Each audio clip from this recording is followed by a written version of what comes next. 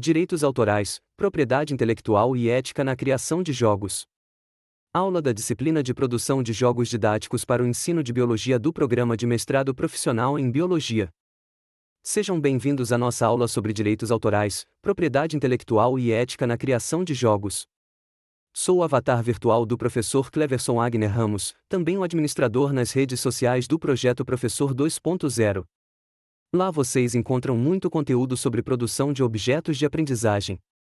Hoje estou aqui para conduzir vocês passo a passo por um caminho prático e jurídico para transformar uma criação didática, como um jogo educativo, em um produto protegido juridicamente apto para divulgação, uso institucional ou comercialização. Nesta aula vamos unir conceitos jurídicos com procedimentos práticos, desde a escolha do nome e do logotipo até os registros necessários no INPI e na Biblioteca Nacional. Pensem nesta sessão como um roteiro executivo. O objetivo é que, ao final, vocês possam aplicar o fluxo em um projeto real do Profibio e saber exatamente quais documentos preparar e quais cuidados tomar. Agora, imaginem o mesmo cenário, mas com um jogo registrado. Há uma marca depositada no INPI, o manual está registrado na Biblioteca Nacional, e se houver versão digital, o código está registrado como software. Nesse caso, a criação tem proteção documental e jurídica. Você e seu orientador podem divulgar o material livremente, incluir o registro no currículo Lattes, buscar parcerias com escolas, e até comercializar ou licenciar o jogo com segurança. A diferença é a maturidade científica do processo. A produção não é apenas acadêmica, mas também patrimonial, pertencente a um sistema de inovação.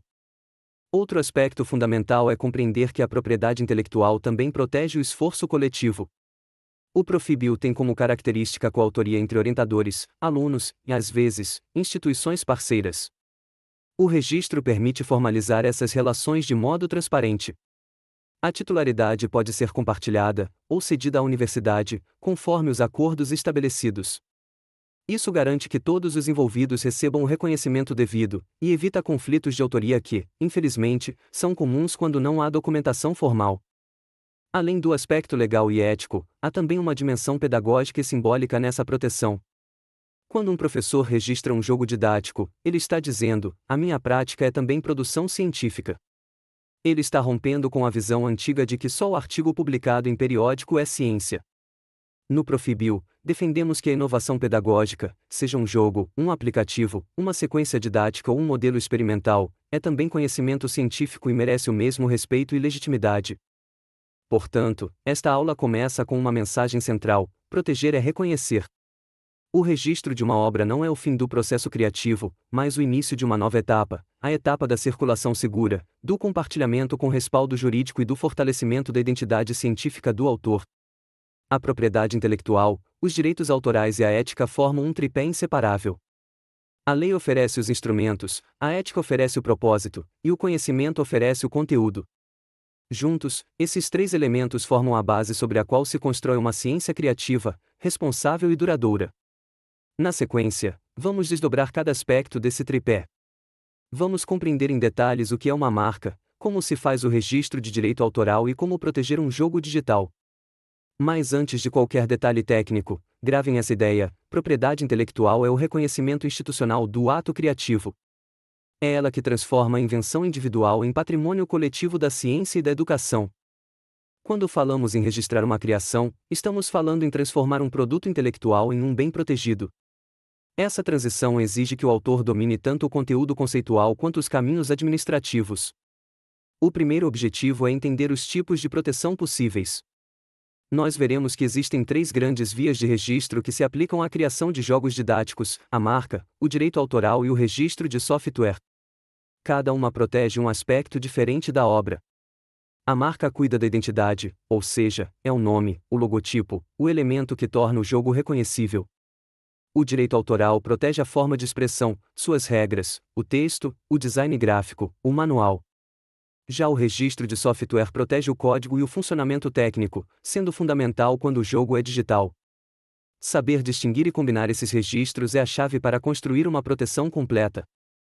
Um segundo objetivo é entender o processo prático de registro, passo a passo, para que vocês possam, de fato, aplicar esse conhecimento.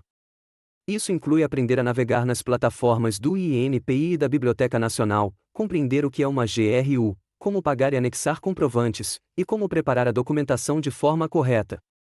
O que muitas vezes parece burocrático, na verdade, é um exercício de organização científica. O pesquisador precisa aprender a documentar cada etapa do seu trabalho, não apenas para registro, mas também para fins acadêmicos, relatórios e prestação de contas. O terceiro objetivo é compreender a dimensão institucional e colaborativa da autoria. No Profibio, raramente há um autor isolado. Em geral, há um aluno que desenvolve o produto, um orientador que orienta e supervisiona o processo e, em muitos casos, colegas que colaboram com testes, design, programação ou revisão. O registro, quando bem feito, formaliza essas relações, define titularidade e assegura que cada contribuição seja reconhecida. Esse é um gesto de ética científica e de maturidade profissional. Também é importante entender que, por ser uma produção desenvolvida dentro da universidade, ela está vinculada ao ambiente institucional. Em muitos casos, a UFSC, através da Secretaria de Inovação, o Sinova, é cotitular da criação. Por isso, o contato com este núcleo de inovação tecnológica é essencial antes de realizar qualquer depósito. Por fim, o quarto objetivo é estimular uma consciência ética e estratégica sobre autoria e inovação. Registrar um jogo não é apenas cumprir uma formalidade legal, mas consolidar uma prática de valorização do trabalho docente-discente. É transformar a prática pedagógica em produção científica reconhecida, que pode ser compartilhada, replicada e até licenciada. Essa é uma mudança cultural importante. O professor deixa de ser apenas transmissor de conhecimento e passa a ser produtor de conhecimento educacional protegido. Essa compreensão é o primeiro passo para consolidar uma postura profissional de respeito à propriedade intelectual, à autoria e ao papel transformador da inovação no ensino de biologia. A propriedade intelectual é um campo vasto, mas seu princípio é simples: ela existe para equilibrar o direito do criador de ser reconhecido e recompensado por sua obra com o direito da sociedade de se beneficiar das criações humanas. Essa é uma forma sofisticada de equilibrar ética, economia e ciência. O conhecimento humano é cumulativo, onde cada descoberta se apoia em muitas outras anteriores, mas o reconhecimento individual é o que motiva a continuidade desse ciclo criativo. A propriedade intelectual é o sistema que organiza esse reconhecimento. Ela é dividida em duas grandes áreas: propriedade industrial, que inclui marcas, patentes e desenhos industriais, e direitos autorais, que abrangem obras literárias, artísticas e científicas.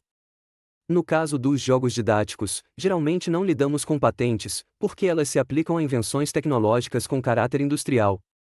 O que nos interessa são as marcas, os direitos autorais, e no caso de jogos digitais, o registro de software. Um ponto crucial que precisamos compreender é a diferença entre ideia e expressão. A lei não protege ideias em abstrato, ela protege a forma como essas ideias são materializadas. Isso significa que duas pessoas podem ter a mesma ideia, como por exemplo, criar um jogo sobre fisiologia humana, mas se as regras, o design e o texto forem diferentes, ambas as obras podem coexistir legalmente. A propriedade intelectual protege a estrutura concreta da criação, o modo como ela é organizada, visualmente apresentada e descrita. É o mesmo raciocínio que usamos na ciência: duas pessoas podem pesquisar o mesmo tema, mas se as metodologias e os resultados forem originais, ambas as pesquisas têm valor. Uma analogia que ajuda a visualizar isso é a da construção de uma casa. A ideia de construir uma casa não é de ninguém, ela é universal. Mas o projeto arquitetônico, o design dos cômodos e o estilo decorativo são exclusivos. A propriedade intelectual protege esse projeto, não o conceito de casa. Do mesmo modo, um jogo didático é protegido não por tratar de um conteúdo específico, como ecologia, mas pela forma como traduz esse conteúdo em um sistema de regras, personagens, ilustrações e estratégias de aprendizagem. Para o Profibio, compreender isso é essencial, porque os jogos didáticos são produtos híbridos, eles têm um pé na arte, outro na ciência e um terceiro na pedagogia. Eles envolvem design, narrativa, conteúdo científico e objetivos educacionais. Isso faz com que sejam criações complexas, e cada uma dessas camadas pode ser protegida por instrumentos distintos. O manual de regras pode ser registrado na Biblioteca Nacional, o nome e o logotipo podem ser registrados como marca no INPI, e, se houver um aplicativo, o código-fonte pode ser registrado como software. Compreender esses fundamentos é também compreender o valor científico do trabalho docente.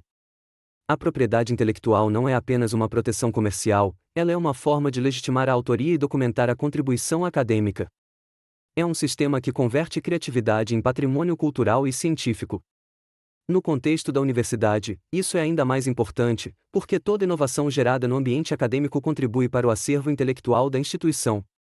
Registrar um jogo é, portanto, um ato de pertencimento, é inscrever a criação no mapa da produção científica nacional. A marca é, por definição, um sinal distintivo. Ela é o elemento que diferencia um produto ou serviço dos demais e que o torna reconhecível. Em termos práticos, é a primeira coisa que o público vê e associa a uma criação. Quando falamos em jogos didáticos, a marca é o nome e o símbolo que condensam toda a identidade do projeto. Registrar a marca é como registrar o rosto de uma pessoa, é assegurar que ninguém mais poderá usar aquela mesma fisionomia. No âmbito jurídico, o registro de marca é feito no Instituto Nacional da Propriedade Industrial, o INPI. Esse registro concede ao titular o direito de uso exclusivo em todo o território nacional. Isso significa que, se você registrar a marca Bioquiz, nenhuma outra pessoa ou instituição poderá usar esse nome para designar um produto semelhante. Esse é um aspecto essencial para a segurança de uma criação, pois impede o uso indevido ou confusões de mercado. No Profibio, a marca tem uma função adicional, ela consolida a identidade acadêmica do produto. Quando um jogo recebe um nome e esse nome é registrado, ele se torna uma referência para a comunidade científica e educacional. Professores, escolas e pesquisadores passam a reconhecer aquele jogo como pertencente a um grupo ou a uma linha de pesquisa. Isso fortalece a credibilidade do projeto e facilita sua divulgação. Uma marca registrada transmite profissionalismo e autenticidade, o que é essencial quando se busca apoio institucional ou parcerias externas. Mas registrar uma marca não é apenas uma formalidade estética, é uma medida de proteção jurídica. Sem registro, qualquer pessoa pode utilizar o mesmo nome ou algo semelhante, inclusive para fins comerciais. E quando isso acontece, a disputa não é resolvida com base em quem teve a ideia primeiro, mas em quem registrou primeiro. O sistema jurídico se baseia em provas documentais, e o certificado do INPI é a prova incontestável de propriedade. Portanto, o registro é, antes de tudo, uma precaução inteligente. No contexto do Profibio, há muitos casos em que o nome de um jogo é tão criativo e representativo que se torna parte da identidade de um grupo de pesquisa. Proteger esse nome é proteger também a reputação científica construída ao redor dele. E o processo é acessível, o depósito de marca é feito online, o custo é relativamente baixo, e o registro é válido por 10 anos, podendo ser renovado indefinidamente. O que exige cuidado é a pesquisa de anterioridade, ou seja, verificar se já existe uma marca igual ou parecida e a escolha correta da classe, que no caso dos jogos didáticos normalmente é a classe 28, voltada a jogos e brinquedos, ou a 41, voltada à educação e treinamento. Registrar uma marca é, portanto, um ato de consciência autoral e institucional. É garantir que a inovação criada dentro do Profibio tenha uma identidade sólida, reconhecível e protegida. É um gesto de respeito à própria criação e à universidade que a acolhe. A etapa de busca prévia é a medida preventiva que, com um esforço relativamente pequeno, evita perdas de tempo e dinheiro. O INPI trabalha majoritariamente com o critério da prioridade do depósito, quem registra primeiro, em geral, tem prioridade. Então, antes de consolidar o nome e partir para o depósito, é imperativo rodar buscas detalhadas no sistema do INPI e em outros espaços correlatos, como registros de domínio de internet, bases de redes sociais e plataformas de distribuição de apps. Procurem o nome exato, suas variações ortográficas, traduções e equivalentes fonéticos. Pensem em variantes que um terceiro menos cuidadoso poderia usar para contornar a proteção, por exemplo, Bioquiz, Bioquiz, Bioquiz. A busca fonética e por radical ajuda a antever esses riscos. A busca não se resume a digitar o nome, é uma investigação comparativa. Observem a situação da marca encontrada, concedida, pedido arquivado, processo indeferido, a classe em que está registrada e o escopo dos produtos ou serviços descritos. Uma marca parecida em outra classe pode ou não constituir risco, dependendo da afinidade de mercado. Se um nome semelhante está em classe 41, voltada para serviços educativos, e o seu projeto é um jogo físico, avalie o potencial de confusão do público. No âmbito educacional, a fronteira entre produto e serviço é permeável, uma instituição pode comercializar tanto um kit físico quanto cursos relacionados, e isso aumenta a probabilidade de conflito entre classes aparentemente distintas. Práticas operacionais, salvem capturas de tela ou prints de todas as buscas com data e URL, guardem esses arquivos no dossiê do projeto, façam uma planilha com as ocorrências relevantes e um comentário sobre o nível de risco avaliado. Essas evidências servem como prova de diligência caso surjam questionamentos. Se eventualmente encontrarem uma marca idêntica na mesma classe, o melhor caminho é buscar outro nome. Se for parecida em outra classe, avaliem junto ao SINOVA o risco e a possibilidade de coexistência ou negociação. Lembrem-se também de verificar nomes de domínio e perfis em redes sociais. Possuir o domínio correspondente e os perfis principais é parte da estratégia de consolidação da marca. Um caso prático: antes de depositar o nome Célula em Ação, o grupo pesquisou e encontrou um pedido arquivado com nome similar em classe 28, e isso abriu duas opções: ajustar o nome para manter distintividade, ou entrar em contato com o titular do pedido para negociar cessão ou coexistência. Na maioria dos casos acadêmicos, a alteração do nome é a alternativa mais barata e rápida, desde que mantenha a proposta pedagógica e a comunicabilidade do produto. Quando falamos em registrar uma marca, uma das decisões estratégicas mais importantes é determinar em quais classes da classificação de NAICS o pedido será feito. Essa escolha não é apenas um detalhe administrativo, ela define efetivamente o alcance da proteção que você está buscando. Para entender a importância disso, imagine que a proteção concedida pelo INPI funciona como um mapa de exclusividade. Registrar o nome do seu jogo apenas na classe 28, que cobre jogos físicos como tabuleiros e cartas, lhe dará exclusividade naquele domínio, mas não impedirá que outra pessoa registre o mesmo nome para um aplicativo ou para um curso que use o jogo como metodologia. Portanto, para um projeto Profibil que tem potencial de ser tanto material impresso quanto aplicativo e ainda servir de base para oficinas e cursos, a estratégia de classes costuma contemplar pelo menos as três frentes mais relevantes: classe 28, jogos e brinquedos; classe 9, programas de computador e apps; e classe 41, serviços educacionais e treinamentos. Escolher classes em excesso aumenta custos e complexidade de acompanhamento, escolher classes de menos deixa lacunas de proteção. A decisão deve ser orientada por um mapeamento do produto. Liste todas as formas em que o jogo poderá existir e ser utilizado, como versão física, versão digital, cursos de formação docente baseados no jogo, licenças para secretarias de educação, kits pedagógicos com materiais impressos. Sempre associe cada uso a uma ou mais classes. Pense no exercício como planejar uma expansão de mercado, onde você pretende atuar em 1, 3 e 5 anos. Se há a menor chance de converter o protótipo digital em um app, inclua a classe 9 desde o início. Se há intenção de oferecer formação de professores ou oficinas pagas usando o jogo, inclua a classe 41. Um exemplo prático que costuma ocorrer no Profibil: um grupo registra um jogo físico em classe 28 e, mais tarde, um ex-aluno desenvolve um aplicativo baseado nas mesmas regras. Como o nome não foi protegido na classe 9, o autor do app pode registrar a marca para software, criando conflito e dúvidas sobre a titularidade.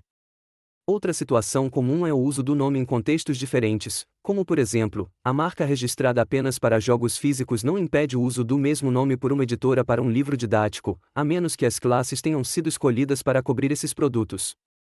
Assim, a escolha de classes é uma operação de planejamento estratégico que deve ser feita com antecedência e visão de longo prazo.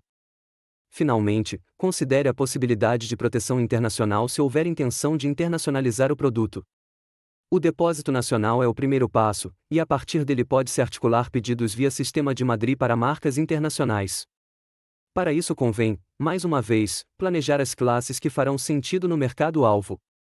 Em síntese, antes de preencher o formulário, invista um tempo em mapear usos, público, canais de distribuição e trajetórias futuras do produto. Essa etapa prévia economiza tempo, taxas e frustrações futuras.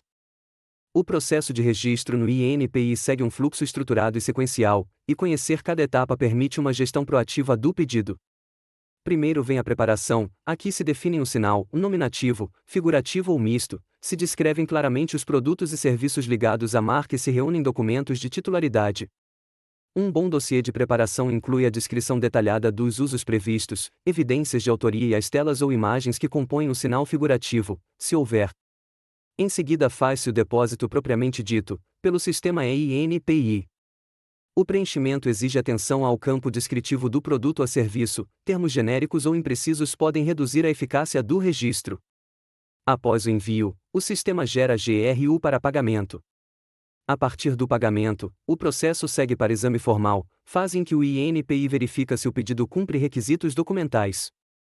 Se o pedido passar pelo exame formal, avança ao exame de mérito, quando o Instituto verifica a distintividade e a anterioridade.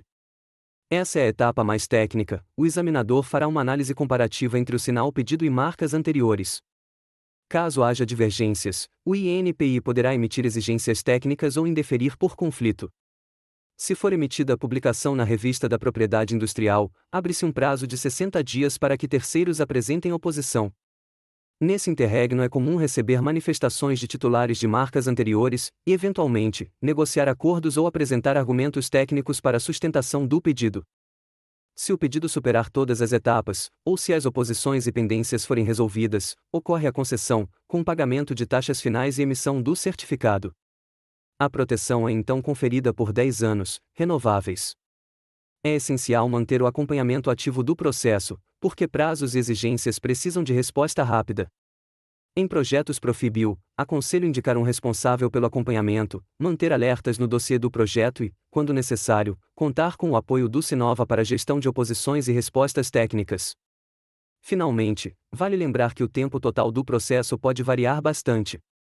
Há períodos de maior demanda no INPI que alongam análises. Por isso, planejar o depósito com antecedência, especialmente quando a intenção é publicar ou participar de editais, evita surpresas. Documentem cada etapa, protocolo, comprovantes de pagamento e eventuais comunicações com o INPI. O registro de direito autoral é um instrumento acessível e fundamental para qualquer criação textual, gráfica ou multimídia. Para um jogo didático, o que normalmente se registra é o manual, as regras, as artes do tabuleiro ou das cartas, roteiros de narrativa e, eventualmente, narrativas sonoras ou peças audiovisuais que componham o produto. O direito autoral nasce com a criação, mas o registro na Biblioteca Nacional funciona como prova documental que atesta autoria e data, o que é crucial em disputas. O procedimento prático é simples: o autor preenche o formulário online, gera GRU, anexa os arquivos em PDF e envia para a divisão de direitos autorais. O tempo de tramitação costuma variar entre 60 e 120 dias úteis, mas o protocolo emitido já é prova de depósito.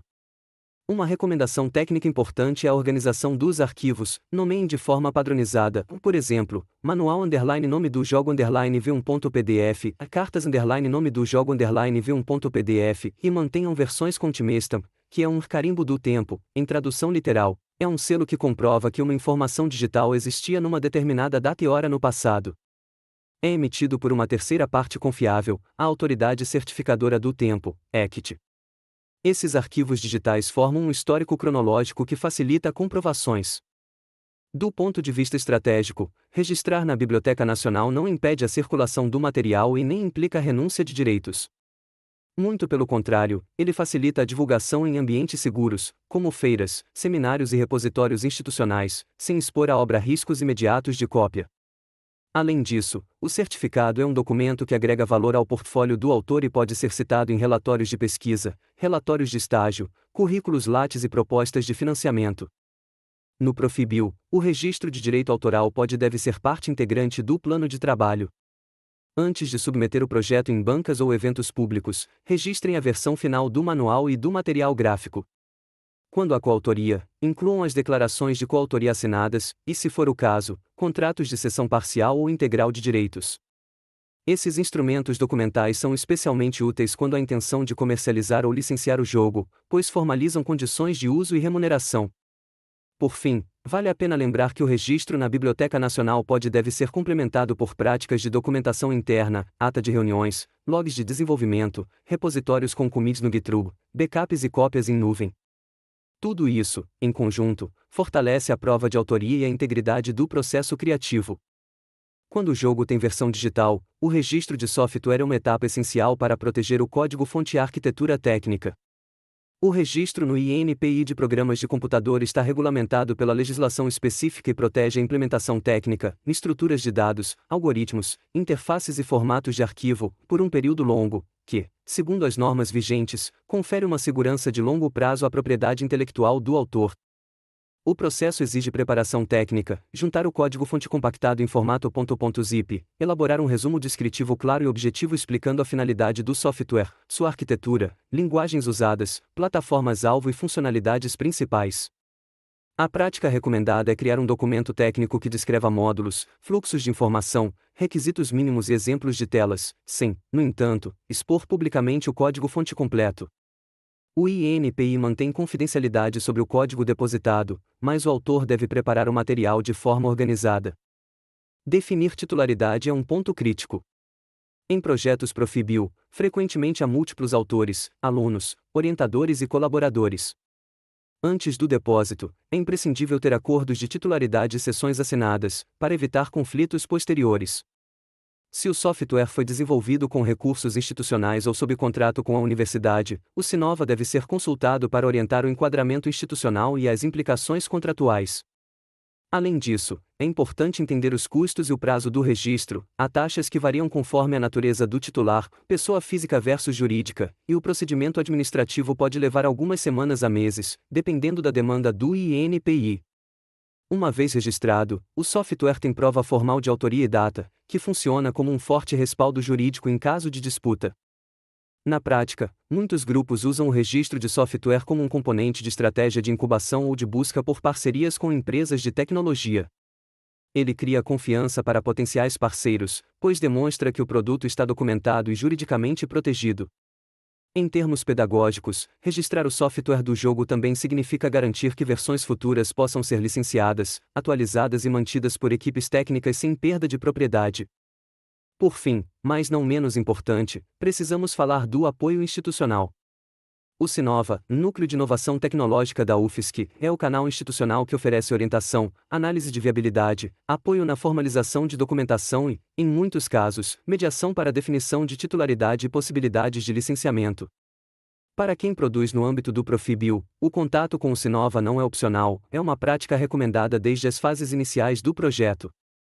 O apoio do Sinova começa com a avaliação de viabilidade, eles analisam se a criação tem potencial de mercado, verificam questões de titularidade relacionadas ao uso de recursos institucionais e orientam sobre a estratégia de proteção mais adequada. Essa análise é valiosa porque evita passos equivocados, como tentar registrar uma marca genérica, ou depositar um software sem a documentação de titularidade adequada. Também ajudam na priorização das ações, por exemplo, em que ordem registrar marca, direito autoral e software, caso haja restrições orçamentárias. Outro papel relevante é o auxílio na negociação de cessões e na formalização de contratos. Quando há interesse de empresas em licenciar o jogo, o Sinova atua para garantir que a universidade e os autores tenham cláusulas justas em contratos de licenciamento, que prevejam remuneração, autoria e condições de uso.